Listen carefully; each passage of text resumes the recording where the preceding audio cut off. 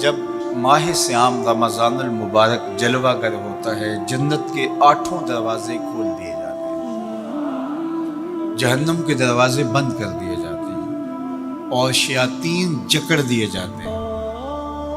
اللہ جل شانہ اس موسم رحمت میں خاص عنایات اپنے بندوں پہ فرماتا ہے۔ ایک نفل ادا کرنے سے فرض ادا کرنے کا ثواب ملتا ہے اور ایک فرض ادا کرنے سے 70 فرائض ادا کرنے کا ثواب ملتا ہے۔ اسی طرح راہ خدا میں 1 روپیہ دو گے تو 70 روپے خرچ کرنے کا ثواب ملے گا۔ اسی طرح باقی نیکیاں بھی جتنی بھی ہم کرتے ہیں، وہ ایک نیکی کریں گے تو 70 گنا اجر ماہ سیام میں ہمیں نصیب ہوتا ہے۔ اس لیے اہل ایمان کا یہ طریقہ ہے کہ وہ اس مہینے میں کثرت کے ساتھ تلاوت کرتے ہیں، کیونکہ ایک مرتبہ اگر قرآن مجید پڑھ لیا تو 70 مرتبہ قرآن مجید پڑھنے کا ثواب نصیب ہوا۔ ماہ سیام میں چونکہ شیطان بندھا ہوا ہوتا ہے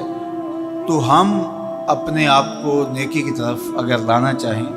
تو اتنی رکاوٹیں نہیں ہوتی جتنی عام دنوں میں ہوتی ہیں، لیکن اس کے باوجود بہت سارے لوگ ہیں جو رات کو بڑا پکا ارادہ کر کے سوتے ہیں کہ میں صبح وقت پہ اٹھوں گا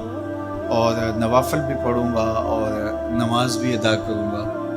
لیکن جب صبح ہوتی ہے تو انہیں یا تو جاگ نہیں آتی یا نیند سے بیدار ہو جاتے ہیں، بستر سے اٹھا نہیں جاتا۔ جبکہ وہی شخص انہوں نے صبح سبزی منڈی جانا ہو تو چھلانگ لگا کے اٹھتے ہیں اور سبزی منڈی پہنچتے بھی ہیں۔ سستی، طبیعت کا کسل نہیں ہوتا۔ عمومی طور پہ ہم اپنے آپ کو بیمار تصور کر لیتے ہیں اور سستی اور کسل کا نام دے کر کے، بہانہ دے کر کے ہم کہتے ہیں کہ بس کیا کریں، ہم کو ارادہ کرتے ہیں روز لیکن ہم سے اٹھا نہیں جاتا، بس طبیعت اس طرح کی ہے، کسل ہے، سستی ہے۔ یہ بات ذہن میں رکھیے گا کہ ارادہ کرنے کے باوجود بھی صبح جب ہم اٹھ نہیں پاتے یا کوئی بھی نیکی کا کام ہم کرنے کا ارادہ کرتے ہیں تو ارادہ کرنے کے باوجود ارادہ ہی رہ جاتا ہے، ہم کر نہیں پاتے، تو اس کا سبب یہ ہوتا ہے کہ بہت سارے ہم گناہ کر چکے ہیں اور ان گناہوں کی وجہ سے ہم نیکی کی توفیق نہیں پاتے۔ حضرت حسن بصری رضی اللہ تعالی عنہ نے یہی وجہ اس کی بیان فرمائی ہے۔ تو اس کا بہترین طریقہ یہ ہے کہ توبہ کی جائے اور توبہ بھی سچے دل سے کی جائے، رو رو کے اللہ سے گناہوں کی معافی مانگی جائے،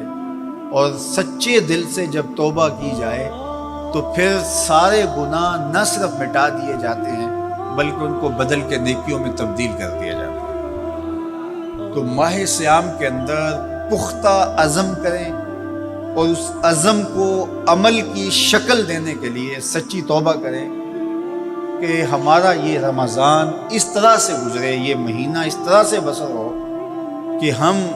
اس مہینے میں اللہ تعالیٰ کی قربت حاصل کر لیں، ہم گناہوں سے پاک ہو جائیں اور ہم جو ثمرات ہیں، جو فوائد ہیں اس مہینے کے، وہ ہم سمیٹ سکیں۔ تو یہ وہ مہینہ ہے جس کے انتظار میں میرے اور آپ کے آقا و مولا اپنی آنکھیں لگائے ہوتے تھے اور دن گن گن کے وقت گزارتے تھے کہ ماہ سیام آ رہا ہے۔ تو اس مہینے کا عزت کے ساتھ، تکریم کے ساتھ، اعزاز کے ساتھ استقبال کرو اور اس کو پلکوں پہ بٹھاؤ، اس کو دل پہ بٹھاؤ۔ اس مہینے کی تکریم یہ ہے کہ اس میں ہر برا کام چھوڑ دیا جائے۔ اگر کوئی شخص برا کام نہیں چھوڑتا اور روزے رکھتا ہے تو میرے اور آپ کے آقا و مولا کا ایک فرمان سن لیجئے، من لم یدع قول الزور والعمل بہ فلیس للہ حاجۃ فی ان یدع طعامہ و شرابہ۔ فرمایا کہ جو جھوٹ اور برے کام نہیں چھوڑتا، اس کے بھوکا اور پیاسا رہنے کی اللہ کو کوئی ضرورت نہیں۔